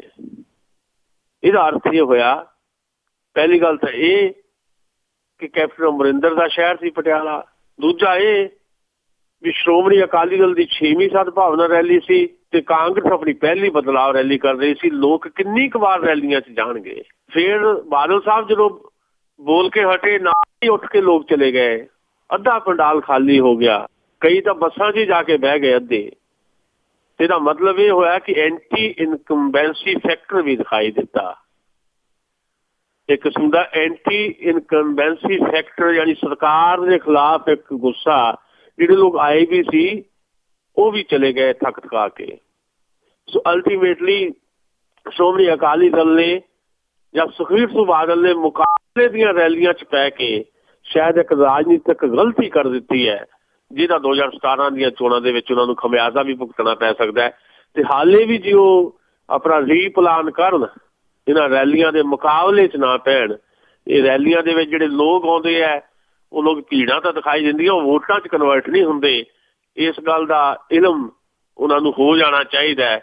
ਬਿਹਾਰ ਦੇ ਚੋਣ ਨਤੀਜੇ ਉਹਨਾਂ ਨੇ ਦੇਖ ਲਏ ਹੈ, ਕਿਉਂਕਿ ਰੈਲੀਆਂ ਬਹੁਤ ਵੱਡੀਆਂ ਕੀਤੀਆਂ ਨਰਿੰਦਰ ਮੋਦੀ ਸਾਹਿਬ ਨੇ, ਪਰ ਵੋਟਾਂ ਨਿਕਲੀਆਂ ਨਹੀਂ। ਬਕਸਿਆਂ ਦੇ ਵਿੱਚੋਂ ਵੋਟਾਂ ਨਿਤੀਸ਼ ਕੁਮਾਰ ਤੇ ਲਾਲੂ ਯਾਦਵ ਦੇ ਪੱਖ ਨਿਕਲ ਆਈ ਹੈ, ਜਿਨ੍ਹਾਂ ਨੇ ਇੱਕ ਵੀ ਰੈਲੀ ਨਰਿੰਦਰ ਮੋਦੀ ਦੇ ਮੁਕਾਬਲੇ ਨਹੀਂ ਕੀਤੀ। ਸੋ ਇਹ ਰੈਲੀਆਂ ਦੇ ਜਿਹੜੇ ਮੁਕਾਬਲੇ, ਮਹਾ ਮੁਕਾਬਲੇ ਹੋ ਰਹੇ ਹੈ, ਇਹਦੇ 'ਚ ਪੰਜਾਬ ਦਾ ਮਹਾ ਸੰਕਟ ਲੁਕਾਉਣ ਦੀ ਇੱਕ ਸਾਂਝੀ ਸਾਜ਼ਿਸ਼ ਜਿਹੜੀ ਹੈ ਉਹ ਦੋਨਾਂ ਸਿਆਸੀ ਪਾਰਟੀਆਂ ਵੱਲੋਂ ਕੀਤੀ ਜਾ ਰਹੀ ਹੈ। ਇਹਦੇ ਤੋਂ ਲੋਕਾਂ ਨੂੰ ਬੜੀ ਜਲਦੀ ਜਿਹੜਾ ਆ ਉਹ ਜਾਣੂ ਹੋਣਾ ਪਏਗਾ, ਕਿਉਂਕਿ ਲੋਕ ਬਹੁਤੀ ਦੇਰ ਤੱਕ ਭੇਡਾਂ ਨਹੀਂ ਬਣਾਏ ਜਾ ਸਕਦੇ। ਅੱਜ ਇੱਕ ਪਾਸੇ ਤਾਂ ਇਹ ਦੋਨੇ ਪਾਰਟੀਆਂ ਰੈਲੋ ਰੈਲੀ ਹੋਈਆਂ ਆ, ਇੱਕ ਦੂਸਰੇ ਨਾਲ ਇੱਕ ਰੈਲੀ ਮੁਕਾਬਲਾ ਚੱਲ ਰਿਹਾ, ਤੇ ਤੀਸਰੇ ਪਾਸੇ ਆਮ ਆਦਮੀ ਪਾਰਟੀ ਦਾ ਰੋਸ ਮੁਜ਼ਾਹਰਾ ਸੀ, ਤੇ ਚੌਥੇ ਪਾਸੇ ਜੋ ਗੁਰੂ ਗ੍ਰੰਥ ਸਾਹਿਬ ਦੀ ਬੇਅਦਬੀ ਹੋਈ ਆ ਬਰਗਾੜੀ ਦੇ ਵਿੱਚ, ਉਹਨਾਂ ਦਾ ਉਧਰੋਂ ਰੋਸ ਵਜੋਂ ਉਹਨਾਂ ਨੇ ਇੱਕ ਮੀਟਿੰਗ ਰੱਖੀ ਹੋਈ ਸੀਗੀ। ਇਹਨਾਂ ਦੋਨਾਂ ਦਾ ਕਿਸ ਤਰ੍ਹਾਂ ਰਿਹਾ? ਦੇਖੋ, ਦੋ ਵੱਡੀਆਂ ਰੈਲੀਆਂ ਜਿਹੜੀਆਂ ਹੋਈਆਂ ਜਿਨ੍ਹਾਂ ਦੀ ਚਰਚਾ ਅਸੀਂ ਕੀਤੀ, ਉਹਨਾਂ ਦੋਹਾਂ ਰੈਲੀਆਂ ਦੇ ਭਾਰ 'ਚ ਆਮ ਆਦਮੀ ਪਾਰਟੀ ਦੇ 11 ਜ਼ਿਲ੍ਹਿਆਂ ਦੇ ਰੋਸ ਪ੍ਰਦਰਸ਼ਨ ਵੀ ਜਿਹੜੇ ਆ ਉਹ ਗੁੰਮ ਗਵਾਚ ਗਏ। ਮੀਡੀਆ ਨੇ ਵੀ ਉਹਨਾਂ ਨੂੰ ਬਹੁਤੀ ਤਵੱਜੋ ਨਹੀਂ ਦਿੱਤੀ। ਤੇ ਜਿਹੜੀ ਬਰਗਾੜੀ ਵਾਲਾ ਇਕੱਠ ਸੀ, ਉਹ ਇਕੱਠ ਤਾਂ ਸੀਗਾ ਵੀ ਬਹੁਤਾ ਜ਼ਿਆਦਾ ਨਹੀਂ ਸੀ, ਤੇ ਉਹ ਇਕੱਠ ਦੀ ਵੀ ਮਾਮੂਲੀ ਜੀ ਖਬਰ ਜਿਹੜੀ ਹੈ ਮੀਡੀਆ 'ਚ ਦਿਖਾਈ ਦੇ ਰਹੀ ਹੈ। ਇੱਥੇ ਤੱਕ ਆਮ ਆਦਮੀ ਪਾਰਟੀ ਦਾ ਮੈਂ ਇਹਦੇ 'ਚ ਇੰਨਾ ਕੁ ਜ਼ਿਕਰ ਕਰਨਾ ਚਾਹੁੰਦਾ, ਆਮ ਆਦਮੀ ਪਾਰਟੀ ਨੇ ਵੀ ਰਾਜਨੀਤਿਕ ਤੌਰ ਦੇ ਉੱਤੇ ਤਾਂ ਭਾਵੇਂ ਉਹਨਾਂ ਦੀ ਰਾਜਨੀਤੀ ਜਿਹੜੀ ਹੈ ਉਹ ਰਹੇਗੀ, ਦਾਅਪੇਚਕ ਤੌਰ ਤੇ ਜਾਂ ਰਣਨੀਤਿਕ ਤੌਰ ਤੇ ਇੱਕ ਗਲਤੀ ਕਰ ਲਈ ਹੈ। ਉਹ ਗਲਤੀ ਇਹ ਕਰ ਲਈ, ਪਹਿਲਾਂ ਆਮ ਆਦਮੀ ਪਾਰਟੀ ਨੇ ਆਪ ਕਿਹਾ ਸੀ ਕਿ ਉਹ ਡੋਰ ਟੂ ਡੋਰ ਕੰਪੇਨ ਕਰਨਗੇ, ਉਹ ਰੈਲੀਆਂ ਦੇ ਮੁਕਾਬਲੇ 'ਚ ਨਹੀਂ ਪੈਣਗੇ। ਫਿਰ ਉਹਨਾਂ ਨੇ ਵੀ 15 ਤਰੀਕ ਰੱਖ ਲਈ। ਇਹਦਾ ਮਤਲਬ ਇਹ ਹੋਇਆ ਕਿ ਉਹ ਮੁਕਾਬਲੇ 'ਚ ਉਹ ਵੀ ਪੈ ਗਏ ਤੇ ਉਹ ਮੁਕਾਬਲੇ 'ਚ ਪੱਕੇ। ਵੋਟਾਂ ਦੇ ਮੁਕਾਬਲੇ 'ਚ ਭਾਵੇਂ ਸ਼ਾਇਦ ਬਰੋ ਬਰਾਬਰ ਵੀ ਆ ਜਾਣ, ਪਰ ਲੋਕਾਂ ਦੇ ਵਿੱਚ ਚਰਚਾ ਹੋ ਜਾਇਆ ਕਰਦੀ ਹੈ ਜੇ ਤੁਸੀਂ ਮੁਕਾਬਲੇ ਦੀ ਪੋਲਿਟਿਕਸ ਦੇ ਵਿੱਚ ਪੈਂਦੇ ਹੋ ਤੇ ਫਿਰ ਲੋਕ ਤੋਲਣ ਲੱਗ ਪੈਂਦੇ ਆ ਤੇ ਲੋਕਾਂ ਨੇ ਤੋਲਣ ਦੀ ਕੋਸ਼ਿਸ਼ ਕੀਤੀ ਬਰਾਬਰ ਕੈਪਟਨ ਤੇ ਬਾਦਲਾਂ ਨੂੰ, ਜਿਹਦੇ ਚ ਕੈਪਟਨ ਦਾ ਪਲੜਾ ਭਾਰੀ ਰਿਹਾ ਤੇ ਕੈਪਟਨ ਤੇ ਬਾਦਲ ਦੇ ਤੋਲ ਤਲਾਈ ਦੇ ਵਿੱਚ ਆਮ ਆਦਮੀ ਪਾਰਟੀ ਕਿਤੇ ਨਾ ਕਿਤੇ ਬਹੁਤ ਪਿੱਛੇ ਰਹਿ ਗਈ ਹੈ। ਉਹਨੂੰ ਤੋਲਣ ਦੀ ਵੀ ਜ਼ਰੂਰਤ ਲੋਕਾਂ ਨੇ ਨਹੀਂ ਸਮਝੀ। ਵੱਖਰੀ ਗੱਲ ਹੈ ਕਿ 11 ਜ਼ਿਲ੍ਹਿਆਂ 'ਚ ਰੋਸ ਪ੍ਰਦਰਸ਼ਨ ਉਹਨਾਂ ਨੇ ਕੀਤੇ ਨੇ। ਆਮ ਆਦਮੀ ਪਾਰਟੀ ਦੇ ਸਟੇਟ ਦੇ ਕਨਵੀਨਰ ਸੁੱਚਾ ਸਿੰਘ ਛੋਟੇਪੁਰ ਤੇ ਉਹਨਾਂ ਦੇ ਜਿਹੜੇ ਸੈਂਟਰਲ ਅਬਜ਼ਰਵਰ ਹੈ ਸੰਜੇ ਸਿੰਘ, ਉਹਨਾਂ ਦੀ ਕਹਿ ਲਓ ਵੀ ਨਿਰਦੇਸ਼ਨਾ 'ਚ ਆਮ ਆਦਮੀ ਪਾਰਟੀ ਦੇ ਵਰਕਰਾਂ ਨੇ ਵੱਖ-ਵੱਖ ਥਾਵਾਂ ਤੇ ਵੱਖ ਜ਼ਿਲ੍ਹਿਆਂ ਦੇ ਹੈੱਡਕੁਆਟਰਾਂ ਤੇ ਖੇਤੀ ਮੰਤਰੀ ਤੋਤਾ ਸਿੰਘ ਦੇ ਖਿਲਾਫ ਜਿਹੜਾ ਦਵਾ ਘੁਟਾਲਾ ਹੋਇਆ, ਕੀਟਨਾਸ਼ਕ ਘੁਟਾਲਾ ਹੈ, ਉਹ 'ਚ ਕਾਰਵਾਈ ਦੀ ਮੰਗ ਜਿਹੜੀ ਕੀਤੀ ਸੀ ਤੇ DC ਦਫ਼ਤਰਾਂ ਦੇ ਬਾਹਰ ਧਰਨਾ ਲਾਇਆ ਤੇ ਇਹ ਵੀ ਕਿਹਾ ਕਿ CBI ਜਿਹੜੀ ਹੈ ਉਹਦੀ ਦੁਰਵਰਤੋਂ ਕੀਤੀ ਜਾ ਰਹੀ ਹੈ। ਭਗਵੰਤ ਮਾਨ ਨੇ ਇੱਕ ਭਾਸ਼ਣ 'ਚ ਇਹ ਗੱਲ ਕਹੀ, ਕਿਉਂਕਿ ਉਦੋਂ ਤੱਕ ਇਹ ਖਬਰ ਆ ਗਈ ਸੀ ਵੀ ਦਿੱਲੀ ਦੇ ਵਿੱਚ CBI ਦੀ ਰੇਡ ਜਿਹੜੀ ਹੈ ਉਹ ਸੈਕਟਰੀਏਟ 'ਚ ਪਈ ਹੈ ਤੇ ਅਰਵਿੰਦ ਕੇਜਰੀਵਾਲ ਦੇ ਜਿਹੜੇ ਪ੍ਰਿੰਸੀਪਲ ਸੈਕਟਰੀ ਆ ਰਾਜਿੰਦਰ ਕੁਮਾਰ, ਉਹਨਾਂ ਦੀ ਛਾਣਬੀਣ ਕੀਤੀ ਜਾ ਰਹੀ ਹੈ ਤੇ ਇਸ ਕਰਕੇ ਇਹ ਮਸਲਾ ਵੀ ਉਭਾਰਿਆ ਗਿਆ। ਪਰ ਆਮ ਆਦਮੀ ਪਾਰਟੀ ਪੂਰੀ ਤਾਕਤ ਦੇ ਨਾਲ ਇਹ ਆਪਣੇ ਜਿਹੜੇ ਰੋਸ ਪ੍ਰਦਰਸ਼ਨ ਹੈ ਉਹਨਾਂ ਨੂੰ ਸਿਰੇ ਨਹੀਂ ਚਾੜ ਸਕੇ ਤੇ ਸ਼੍ਰੋਮਣੀ ਅਕਾਲੀ ਦਲ ਤੇ ਕਾਂਗਰਸ ਦੀਆਂ ਵੱਡੀਆਂ ਰੈਲੀਆਂ ਦੇ ਭਾਰ ਹੇਠ ਉਹਨਾਂ ਦੇ ਰੋਸ ਪ੍ਰਦਰਸ਼ਨ ਜਿਹੜੇ ਹੈ ਕੋਈ ਬਹੁਤ ਜ਼ਿਆਦਾ ਅਸਰ ਅੰਦਾਜ਼ ਨਹੀਂ ਹੋ ਸਕੇ। ਦੂਜੀ ਗੱਲ, ਸਿਮਰਜੀਤ ਸਿੰਘ ਮਾਨ ਨੇ ਭਾਸ਼ਣ ਕੀਤਾ ਬਰਗਾੜੀ ਦੇ ਵਿੱਚ, ਉਹਨਾਂ ਨੇ ਖਾਲਿਸਤਾਨ ਦਾ ਇਸ਼ੂ ਜਿਹੜਾ ਇੱਕ ਵਾਰ ਫੇਰ ਉੱਥੇ ਉਠਾਇਆ। ਖਾਲਿਸਤਾਨ ਦੀ ਮੰਗ ਉਹਨਾਂ ਨੇ ਫੇਰ ਤੋਂ ਕੀਤੀ ਤੇ ਨਾਲ ਉਹਨਾਂ ਨੇ ਇਹ ਵੀ ਕਿਹਾ ਕਿ ਖਾਲਿਸਤਾਨ ਬਣਨ ਦੀ ਸੂਰਤ ਦੇ ਵਿੱਚ ਜਿਹੜਾ ਆ ਸਿੱਖ ਧਰਮ ਦੀ ਹੋਂਦ ਬਰਕਰਾਰ ਰੱਖੀ ਜਾ ਸਕਦੀ ਹੈ ਤੇ ਨਾਅਰੇ ਵੀ ਉੱਥੇ ਸੰਗਤ ਵੱਲੋਂ ਖਾਲਿਸਤਾਨ ਜ਼ਿੰਦਾਬਾਦ ਦੇ ਲਵਾਏ ਗਏ। ਇਹਦੇ 'ਚ ਅਸੀਂ ਇੰਨਾ ਹੀ ਕਹਿਣਾ ਚਾਹੁੰਦੇ ਹਾਂ ਕਿ ਜਿਹੜਾ ਇਕੱਠ ਸਰਬੱਤ ਖਾਲਸਾ ਦੇ ਨਾਂ ਤੇ ਕੀਤਾ ਸੀ, ਉਸ ਇਕੱਠ ਦੀ ਜਿਹੜੀ ਗਰਿਮਾ ਸੀ, ਉਸ ਇਕੱਠ ਦਾ ਜਿਹੜਾ ਅਸਰ ਪੰਜਾਬ ਤੇ ਪਿਆ ਸੀ, ਉਸ ਅਸਰ ਨੂੰ ਸਾਂਭਣ ਦੀ ਜ਼ਰੂਰਤ ਸੀ ਇਹਨਾਂ ਪੰਥਕ ਜਥੇਬੰਦੀਆਂ ਨੂੰ ਤੇ ਉਹਨਾਂ ਨੇ ਉਹ ਅਸਰ ਨੂੰ ਸਾਂਭਣ ਦੀ ਥਾਂ ਦੇ ਉੱਤੇ ਗਵਾ ਲਿਆ। ਪਹਿਲਾਂ ਇੱਕ ਵਾਰੀ ਬੰਦ ਦਾ ਸੱਦਾ ਦਿੱਤਾ ਜਿਹੜਾ ਬੁਰੀ ਤਰ੍ਹਾਂ ਫੇਲ ਹੋ ਗਿਆ, ਫਿਰ ਹੁਣ ਉਹਨਾਂ ਨੇ ਬਰਗਾੜੀ 'ਚ ਇਕੱਠ ਕੀਤਾ ਜਿਹੜਾ ਮੁਕਾਬਲੇ ਦਾ ਇਕੱਠ ਤਾਂ ਕੀ ਬਣਨਾ ਸੀ, ਨੇੜੇ ਤੇੜੇ ਵੀ ਨਹੀਂ ਬਣ ਸਕਿਆ। ਸੋ ਅਲਟੀਮੇਟਲੀ ਪੰਜਾਬ ਦੀ ਟੋਟਲ ਪੋਲੀਟਿਕਸ ਜਿਹੜੀ ਹੈ ਉਹ ਦੋ ਧਰੁਵੀ ਹੁੰਦੀ ਦਿਖਾਈ ਦੇ ਰਹੀ। ਵੱਖਰੀ ਗੱਲ ਹੈ ਆਮ ਆਦਮੀ ਪਾਰਟੀ ਨੇ ਇੱਕਦਮ ਇਹਦੇ ਵਿੱਚ ਇੱਕ ਨਵਾਂ ਜਿਹੜਾ ਡੈਂਟ ਜਿਹੜਾ ਪਾਉਣ ਦੀ ਕੋਸ਼ਿਸ਼ ਕਰਨੀ, ਉਹਦੇ 'ਚੋਂ ਸਫਲ ਵੀ ਹੋ ਸਕਦੇ ਹੈ ਆਉਣ ਵਾਲੇ ਸਮੇਂ ਦੇ ਵਿੱਚ। ਪਰ ਹਾਲ ਫਿਲਹਾਲ ਦੋਹਾਂ ਪਾਰਟੀਆਂ ਨੇ ਇੱਕ ਸੋਚੀ ਸਮਝੀ ਰਣਨੀਤੀ ਦੇ ਤਹਿਤ ਸ਼੍ਰੋਮਣੀ ਅਕਾਲੀ ਦਲ BJP ਗੱਠਜੋੜ ਤੇ ਕਾਂਗਰਸ ਨੇ ਦੋਨਾਂ ਨੇ ਚੁੱਪ ਚੁਪੀਤੀ ਇੱਕ ਸਹਿਮਤੀ ਕੀਤੀ ਹੋਈ ਹੈ ਕਿ ਮੁਕਾਬਲਾ ਦੋਨਾਂ 'ਚ ਬਣਾ ਦਿੱਤਾ ਜਾਏ। ਆਮ ਆਦਮੀ ਪਾਰਟੀ ਨੂੰ ਇਸ ਘੇਰੇ 'ਚੋਂ ਬਾਹਰ ਰੱਖ ਦਿੱਤਾ ਜਾਏ ਤਾਂ ਜੋ ਪੋਲਰਾਈਜੇਸ਼ਨ ਇਸ ਢੰਗ ਨਾਲ ਹੋ ਸਕੇ ਵੀ ਵੋਟ ਜਿਹੜੀ ਆਮ ਆਦਮੀ ਪਾਰਟੀ ਦੀ ਥਾਂ ਤੇ ਦੋਹਾਂ ਪਾਰਟੀਆਂ 'ਚ ਵੰਡੀ ਜਾਏ। ਇਹ ਇੱਕ ਦੋਨਾਂ ਦੀ ਸੋਚੀ ਸਮਝੀ ਇੱਕ ਰਣਨੀਤੀ ਹੈ ਜਿਹੜੀ ਚੁੱਪ ਚੁਪੀਤੀ ਜਿਹੜੀ ਹੈ ਦੋਨੇ ਪਾਰਟੀਆਂ ਸਿਰੇ ਚਾੜ ਰਹੀਆਂ। ਇਸ ਗੱਲ ਨੂੰ ਆਮ ਆਦਮੀ ਪਾਰਟੀ ਨੂੰ ਸਮਝਣ ਦੀ ਜ਼ਰੂਰਤ ਹੈ। ਅਜੀਤ, ਅੱਗੇ ਆਪਾਂ ਗੱਲ ਕਰਦੇ ਹਾਂ ਜਿਸ ਤਰ੍ਹਾਂ ਥੋੜ੍ਹਾ ਜਿਹਾ ਤੁਸੀਂ ਜ਼ਿਕਰ ਕੀਤਾ ਕਿ ਜੋ ਦਿੱਲੀ ਦੇ ਵਿੱਚ ਹੋਇਆ ਆ, ਜਿਸ ਤਰ੍ਹਾਂ CBI ਨੇ ਛਾਪਾ ਮਾਰਿਆ ਤੇ ਨਿਸ਼ਾਨਾ ਕੇਜਰੀਵਾਲ ਨੂੰ ਬਣਾਇਆ। ਦੇਖੋ, ਲਾਜ਼ਮੀ ਤੌਰ ਤੇ ਇਹਨੂੰ ਤੁਸੀਂ ਕਹਿ ਸਕਦੇ ਹੋ ਵੀ ਇਹ ਸੈਂਟਰ ਸਰਕਾਰ ਜਿਹੜੀ ਨਰਿੰਦਰ ਮੋਦੀ ਦੀ ਸਰਕਾਰ ਤੇ ਦਿੱਲੀ ਦੇ ਵਿੱਚ ਅਰਵਿੰਦ ਕੇਜਰੀਵਾਲ ਦੀ ਸਰਕਾਰ ਦੇ ਵਿਚਾਲੇ ਟਕਰਾਅ ਦਾ ਸਿਖਰ ਹੈ। ਜਿਹੜਾ ਮਾਮਲਾ ਆ ਰਜਿੰਦਰ ਕੁਮਾਰ ਦਾ ਮਾਮਲਾ ਜਿਹੜਾ ਦੱਸਿਆ ਜਾ ਰਿਹਾ ਹੈ, ਖੁਦ ਅਰੁਣ ਜੇਟਲੀ ਨੇ ਇਹ ਗੱਲ ਕਹੀ, ਜਿਹੜਾ ਪ੍ਰਿੰਸੀਪਲ ਸੈਕਟਰੀ ਅਰਵਿੰਦ ਕੇਜਰੀਵਾਲ ਦਾ ਰਜਿੰਦਰ ਕੁਮਾਰ, ਉਹਦੇ ਬਾਰੇ ਵੀ ਇਹ ਛਾਪੇ ਜਿਹੜੇ ਕੇਜਰੀਵਾਲ ਤੇ ਨਹੀਂ ਮਾਰੇ ਗਏ, ਉਹਨਾਂ ਨੇ ਪ੍ਰਿੰਸੀਪਲ ਸੈਕਟਰੀ ਰਜਿੰਦਰ ਕੁਮਾਰ ਦੇ ਦਫ਼ਤਰ ਤੇ ਮਾਰੇ ਹੈ ਤੇ ਇਹਦੇ 'ਚ ਸਿੱਧੇ ਤੌਰ ਤੇ ਅਰਵਿੰਦ ਕੇਜਰੀਵਾਲ ਦਾ ਜਿਹੜਾ ਹੁਣ ਤੱਕ ਦਾ ਮੁੱਖ ਮੰਤਰੀ ਦਾ ਕਾਰਜਕਾਲ ਹੈ ਉਹਦਾ ਕੋਈ ਰੌਲਾ ਹੀ ਨਹੀਂ ਹੈ। ਇਹ ਤਾਂ ਜੀ 2002 ਤੋਂ 2014 ਤੱਕ ਦੇ ਕੁਝ ਮਾਮਲੇ ਹੈ ਜਿਹਦੇ ਕਰਕੇ CBI ਦੇ ਛਾਪੇ ਪਏ ਆ। ਕੇਜਰੀਵਾਲ ਦੇ ਨਾਲ ਇਹਦਾ ਕੋਈ ਸੰਬੰਧ ਨਹੀਂ ਹੈ। ਅਰੁਣ ਜੇਟਲੀ ਨੇ ਕਿਹਾ ਸਾਡੇ ਫਾਈਨਾਂਸ ਮਿਨਿਸਟਰ ਨੇ, ਜਦਕਿ ਇਸ ਵੇਲੇ ਕਿਉਂਕਿ ਪ੍ਰਿੰਸੀਪਲ ਸੈਕਟਰੀ ਹੈ ਰਜਿੰਦਰ ਕੁਮਾਰ ਤੇ ਅਰਵਿੰਦ ਕੇਜਰੀਵਾਲ ਦੇ ਸਭ ਤੋਂ ਖਾਸ ਅਫਸਰਾਂ ਦੇ ਵਿੱਚੋਂ ਸਭ ਤੋਂ ਜ਼ਿਆਦਾ ਵਿਸ਼ਵਾਸ ਉਹਨਾਂ ਤੇ ਅਰਵਿੰਦ ਕੇਜਰੀਵਾਲ ਕਰਦੇ ਹੈ। ਤੇ ਤੀਸਰੀ ਫਲੋਰ ਜਿਹੜੀ ਹੈ ਸੈਕਟਰੀਏਟ ਦੀ ਉਹ ਸੀਲ ਕਰ ਦਿੱਤੀ ਗਈ, ਜਿਹਦੇ ਰਸਤੇ 'ਚੋਂ ਗੁਜ਼ਰ ਕੇ ਹੀ ਅਰਵਿੰਦ ਕੇਜਰੀਵਾਲ ਦੇ ਦਫ਼ਤਰ 'ਚ ਜਾਇਆ ਜਾ ਸਕਦਾ ਹੈ।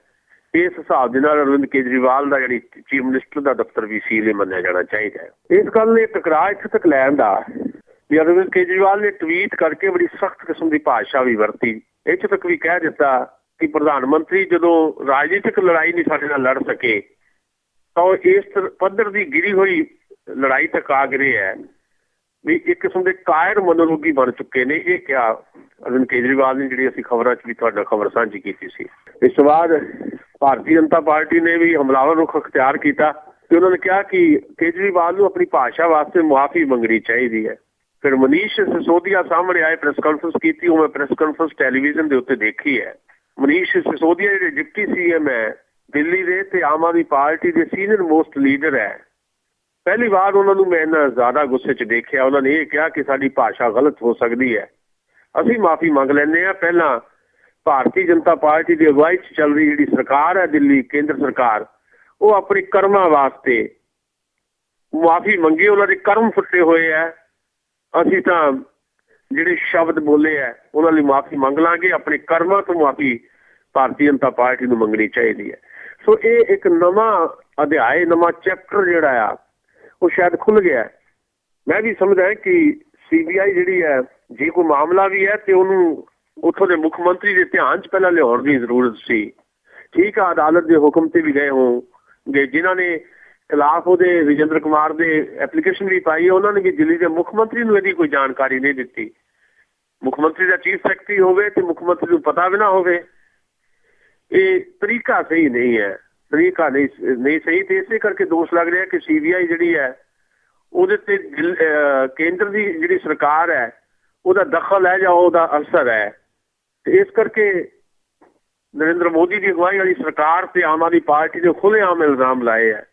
ਉਹਨਾਂ ਨੇ ਇੱਥੋਂ ਤੱਕ ਵੀ ਕਹਿ ਦਿੱਤਾ ਕਿ ਸਾਨੂੰ ਡਰਾਉਣ ਦੀ ਕੋਸ਼ਿਸ਼ ਕੀਤੀ ਜਾ ਰਹੀ ਹੈ, ਪਰ CBI ਵਰਗੀ ਟਟਪੂੰਜੀ ਏਜੰਸੀ ਤੋਂ ਅਸੀਂ ਡਰਨਾ ਨਹੀਂ, ਇਹ ਵੀ ਕਹਿ ਦਿੱਤਾ। ਸੋ ਅਲਟੀਮੇਟਲੀ ਮੈਨੂੰ ਲੱਗਦਾ ਹੈ ਕਿ ਦਿੱਲੀ ਦੀ ਹਕੂਮਤ ਜਿਹੜੀ ਹੈ ਅਰਵਿੰਦ ਕੇਜਰੀਵਾਲ ਦੀ ਅਗਵਾਈ ਦੇ ਵਿੱਚ ਉਹਨੂੰ ਕੰਮ ਨਹੀਂ ਕਰਨ ਦਿੱਤਾ ਜਾ ਰਿਹਾ। ਅਸੀਂ ਅੱਗੇ ਵੀ ਕਈ ਵਾਰ ਕਿਹਾ ਉਹਨਾਂ ਨੂੰ ਕੰਮ ਕਰਨ ਦੇਣਾ ਚਾਹੀਦਾ ਹੈ। ਮਾਮਲੇ ਤਾਂ ਹੋਰ ਬੜੇ ਹੈ। ਕਿਉਂ ਨਹੀਂ ਸ਼ਿਵਰਾਜ ਪਾਟਿਲ ਦਾ ਜਿਹੜੇ ਅਗਵਾਈ ਦੇ ਵਿੱਚ ਸਰਕਾਰ ਜਿਹੜੀ ਮੱਧ ਪ੍ਰਦੇਸ਼ ਉੱਥੇ ਵਿਆਪਕ ਘੁਟਾਲਾ ਜਿੱਡਾ ਵੱਡਾ ਹੋਇਆ, 44-45 ਬੰਦੇ ਰਹੱਸਮਈ ਤਰੀਕੇ ਦੇ ਨਾਲ ਮਰ ਗਏ, ਕਈ ਖੁਦਕੁਸ਼ੀਆਂ ਕਰ ਗਏ। ਉੱਥੇ CBI ਦੀ ਕੋਈ ਏਦਾਂ ਦੀ ਰੇਟ ਕਿਉਂ ਨਹੀਂ ਪਈ? ਕਿਉਂ ਨਹੀਂ ਜਿਹੜੀ ਵਸੁੰਧਰਾ ਰਾਜੇ ਸਰਕਾਰ ਦੇ ਵਿੱਚ ਜਿਹੜੇ ਘੁਟਾਲੇ ਹੋਏ ਆ, ਲਲਿਤ ਮੋਦੀ ਵਾਲੇ ਮਾਮਲੇ ਨਾਲ ਜਿਹੜੇ ਜੋੜ ਕੇ ਗੱਲਾਂ ਹੁੰਦੀਆਂ ਰਹੀਆਂ, ਉੱਥੇ CBI ਕਿੱਥੇ ਸੀ? ਪੰਜਾਬ ਦੇ ਹਵਾਲੇ ਨਾਲ ਗੱਲ ਕਰੀਏ ਤੇ ਪੰਜਾਬ ਦੇ ਵਿੱਚ ਕੈਬਨਿਟ ਮੰਤਰੀ ਵਿਕਰਮ ਸਿੰਘ ਮਜੀਠੀਆ ਹੈ, ਉਹਦੇ ਤੇ ਕਿੰਨੇ ਦੋਸ਼ ਲੱਗੇ, CBI ਦੀ ਕੋਈ ਰੇਡ ਨਹੀਂ ਉੱਥੇ। ਈਵਨ ED ਜਿਹੜੀ ਹੈ ਇਨਫੋਰਸਮੈਂਟ ਡਾਇਰੈਕਟੋਰੇਟ, ਉਹਨੇ 100 ਕੁਐਸਚਨ ਕਰਨੇ ਸੀ, 50 ਕੀਤੇ ਸੀ। ਹਾਲੇ ਨਿਰੰਜਨ ਸਿੰਘ ਨੇ ਜਿਹੜੇ ਅਸਿਸਟੈਂਟ ਡਾਇਰੈਕਟਰ ਸੀ ਉਹਨਾਂ ਨੂੰ ਬਦਲ ਦਿੱਤਾ ਗਿਆ। ਸੋ ਇਹ ਦੋ ਤਰ੍ਹਾਂ ਦੀ ਨੀਤੀ ਨਹੀਂ ਮੁਲਕ 'ਚ ਚੱਲ ਸਕਦੀ, ਇਹ ਲੋਕ ਦੇਖ ਰਹੇ ਆ। ਸੋ ਦਿੱਲੀ ਦੀ ਜਨਤਾ ਜਿਹੜੀ ਹੈ, ਭਾਵੇਂ ਇਹਦੇ 'ਚ ਕੋਈ ਕਸੂਰਵਾਰ ਹੋਵੇ ਨਾ ਹੋਵੇ, ਫੈਕਟ ਤਾਂ ਬਾਅਦ ਵਿੱਚ ਸਾਹਮਣੇ ਆਉਣਗੇ, ਪਰ ਦਿੱਲੀ ਦੀ ਜਨਤਾ ਜਿਹੜੀ ਹੈ ਸਾਰੀ ਚੀਜ਼ ਨੂੰ ਦੇਖ ਰਹੀ ਬੜੀ ਨੀਝ ਦੇ ਨਾਲ। ਤੇ ਇਹਦਾ ਪੋਲੀਟੀਕਲੀ ਜਿਹੜਾ ਨੁਕਸਾਨ ਜਿਹੜਾ ਭਾਰਤੀ ਜਨਤਾ ਪਾਰਟੀ ਨੂੰ ਹੋਣ ਵਾਲਾ ਹੈ। ਜੀ ਤੇ ਅਖੀਰ ਦੇ ਵਿੱਚ ਮੇਰਾ ਸਵਾਲ ਆ, ਸੁਸ਼ਮਾ ਸਵਰਾਜ ਸੈਰ ਕਰਕੇ ਆਏ ਜੀ ਪਾਕਿਸਤਾਨ ਦੀ, ਤੇ ਪਾਕਿਸਤਾਨ ਬਾਰੇ ਉਹਨਾਂ ਦੇ ਕੀ ਐਕਸਪੀਰੀਅੰਸ ਆ ਤੇ ਕਿਸ ਤਰ੍ਹਾਂ ਦੇ ਉਹਨਾਂ ਨੇ ਸਬੰਧਾਂ ਦੀ ਗੱਲ ਕੀਤੀ ਹੈ? ਦੇਖੋ, ਡਾਇਲੋਗ ਤਾਂ ਦੋਵਾਂ ਮੁਲਕਾਂ 'ਚ ਚੱਲਣਾ ਚਾਹੀਦਾ। ਅਸੀਂ ਇਸ ਗੱਲ ਲਈ ਬੜੇ ਲਗਾਤਾਰ ਆਪਣਾ ਸਟੈਂਡ ਲੈਂਦੇ ਰਹੇ ਹਾਂ ਕਿ ਦੋ ਗੁਆਂਢੀ ਮੁਲਕਾਂ ਨੂੰ ਦੋ ਚੰਗੇ ਗੁਆਂਢੀਆਂ ਵਾਂਗ ਹੀ ਰਹਿਣਾ ਚਾਹੀਦਾ ਹੈ। ਇਹ ਇੱਦਾਂ ਹੀ ਹੈ ਜਿੱਦਾਂ ਦੋ ਗੁਆਂਢੀ ਆਪਾਂ ਆਪਣੇ ਮੁਹੱਲੇ 'ਚ ਰਹਿੰਦੇ ਹੋਈਏ। ਜੇ ਗੁਆਂਢ ਚੰਗਾ ਨਹੀਂ, ਆਮ ਤੌਰ 'ਤੇ ਗੱਲ ਆਪਾਂ ਮੁਹਾਵਰੇ ਦੇ ਤੌਰ 'ਤੇ ਵਰਤਦੇ ਹਾਂ, ਤਾਂ ਤੁਹਾਡਾ ਜੀਵਨ ਵੀ ਚੰਗਾ ਨਹੀਂ। ਜੇ ਗੁਆਂਢ 'ਚ ਅੱਗ ਲੱਗੀ ਹੋਈ ਹੈ ਤੇ ਜੇ ਤੁਸੀਂ ਉਸ ਅੱਗ ਨੂੰ ਬੁਝਾਉਣ ਦੇ ਵਿੱਚ ਮਦਦ ਕਰਨ ਦੀ ਥਾਂ ਤੇ ਅੱਗ ਭੜਕਾਉਣ ਦੇ ਵਿੱਚ ਆਪਣਾ ਹਿੱਸਾ ਪਾਓਗੇ ਤਾਂ ਉਹ ਅੱਗ ਤੁਹਾਡੇ ਘਰ ਨੂੰ ਵੀ ਸਾੜ ਕੇ ਸੁਆਹ ਕਰ ਸਕਦੀ ਹੈ। ਸੋ ਲਾਜ਼ਮੀ ਤੌਰ 'ਤੇ ਚੰਗੀ ਗੱਲ ਹੈ ਜੇ ਸੁਸ਼ਮਾ ਸਵਰਾਜ ਉੱਥੇ ਗਏ ਨੇ ਤੇ ਉੱਥੇ ਜਾ ਕੇ ਕੋਈ ਡਾਇਲੋਗ ਜਿਹੜਾ ਚੱਲਿਆ, ਦੋਵਾਂ ਮੁਲਕਾਂ ਦੇ ਜਿਹੜੇ ਸਾਂਝੇ ਦਵੱਲੇ ਮਸਲੇ ਆ ਉਹਨਾਂ ਤੇ ਚਰਚਾ ਸ਼ੁਰੂ ਹੋਈ ਆ, ਉਹ ਗੱਲ ਅੱਗੇ ਵੀ ਵਧੇਗੀ। ਸਾਰਕ ਸੰਮੇਲਨ ਦੇ ਵਿੱਚ ਭਾਰਤ ਦੇ ਪ੍ਰਧਾਨ ਮੰਤਰੀ ਨਰਿੰਦਰ ਮੋਦੀ ਜਿਹੜੇ ਹਿੱਸਾ ਲੈਣ ਵਾਸਤੇ ਪਾਕਿਸਤਾਨ ਵੀ ਜਾ ਸਕਦੇ, ਇਹ ਵੀ ਸੁਸ਼ਮਾ ਸਵਰਾਜ ਨੇ ਪਾਰਲੀਮੈਂਟ 'ਚ ਆ ਕੇ ਦੱਸਿਆ।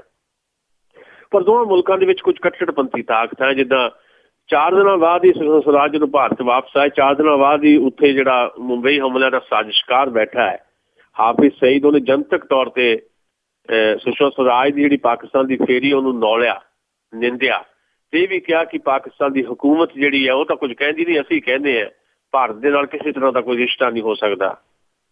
ਤੇ ਇਹ ਉਹ ਮੁਹੰਮਦ ਹਾਫਿਜ਼ ਸਾਈਦ ਹੈ ਜਿਹਦੇ ਉੱਤੇ ਅਮਰੀਕਾ ਨੇ ਵੀ $10 ਮਿਲੀਅਨ ਦਾ ਇਨਾਮ ਰੱਖਿਆ ਹੋਇਆ, ਪਰ ਉਹ ਖੁੱਲ੍ਹੇਆਮ ਪਾਕਿਸਤਾਨ ਦੀਆਂ ਸੜਕਾਂ ਤੇ ਘੁੰਮਦਾ ਹੈ। ਇੱਦਾਂ ਦੇ ਕੱਟੜਪੰਥੀ ਤਾਕਤਾਂ ਨੂੰ ਜੇ ਸਰਕਾਰਾਂ ਅਲਾਓ ਕਰਨਗੀਆਂ ਤਾਂ ਨੁਕਸਾਨ ਹੋਏਗਾ। ਇਧਰ ਭਾਰਤ ਦੇ ਵਿੱਚ ਕੁਝ ਕੱਟੜਪੰਥੀ ਸੰਸਥਾਵਾਂ ਹੈਗੀਆਂ ਜਿਹੜੀ ਪਾਕਿਸਤਾਨ ਦੇ ਨਾਲ ਕਿਸੇ ਵੀ ਕਿਸਮ ਦਾ ਡਾਇਲੋਗ ਨੂੰ ਪ੍ਰਵਾਨ ਕਰਨ ਨੂੰ ਤਿਆਰ ਨਹੀਂ। ਉਹ RSS ਨਾਲ ਜੁੜੀਆਂ ਹੋਈਆਂ ਕੁਝ ਸੰਸਥਾਵਾਂ ਨੇ, ਚਾਹੇ ਸ਼ਿਵ ਸੈਨਾ ਆ। ਸੋ ਉਸ ਤਰ੍ਹਾਂ ਦੀ ਜਿਹੜੀ ਭੜਕਾਊ ਕਿਸਮ ਦੀ ਬਿਆਨਬਾਜ਼ੀ ਉਹਨੂੰ ਰੋਕਣਾ ਸਰਕਾਰਾਂ ਦਾ ਫਰਜ਼ ਹੈ। ਇੱਕ ਗੱਲ ਹੋਰ ਮੈਂ ਕਹਿਣੀ ਚਾਹੁੰਦਾ, ਪਾਰਲੀਮੈਂਟ ਦੇ ਵਿੱਚ ਬੜਾ ਦੁੱਖ ਪ੍ਰਗਟ ਕੀਤਾ ਸੁਸ਼ਮਾ ਸਵਰਾਜ ਨੇ ਤੇ ਮੇਰੇ ਤੇ ਕੁਐਸਚਨ ਹੋਏ ਆ ਕਿ ਉੱਥੇ ਜਾ ਕੇ ਮੈਂ ਹਰੀ ਸਾੜੀ ਕਿਉਂ ਪਾਈ।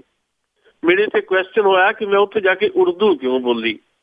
ਹਰੀ ਸਾੜੀ ਮੈਂ ਇਸ ਕਰਕੇ ਪਾਈ ਕਿਉਂਕਿ ਹਰ ਬੁੱਧਵਾਰ ਨੂੰ ਮੈਂ ਹਰੀ ਸਾੜੀ ਪਾਉਂਦੀ ਹਾਂ, ਕਿਸੇ ਨੂੰ ਕੀ ਇਤਰਾਜ਼ ਹੈ।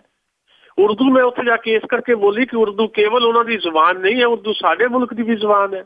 ਗੱਲਾਂ ਠੀਕ ਕਹੀਆਂ ਸੁਸ਼ਮਾ ਸਵਰਾਜ ਨੇ, ਪਰ ਇਹ ਗੱਲਾਂ ਕਹਿੰਦਿਆਂ ਉਹਨਾਂ ਨੂੰ ਧਿਆਨ ਧਰਨਾ ਚਾਹੀਦਾ ਤੇ ਭਾਰਤੀ ਜਨਤਾ ਪਾਰਟੀ ਦੇ ਬਹੁਤ ਸਾਰੇ MP ਬੜੀ ਜ਼ਹਿਰੀਲੀ ਭਾਸ਼ਾ ਵਰਤਦੇ, ਬਹੁਤ ਜ਼ਹਿਰੀਲੀ ਭਾਸ਼ਾ ਵਰਤਦੇ ਆ।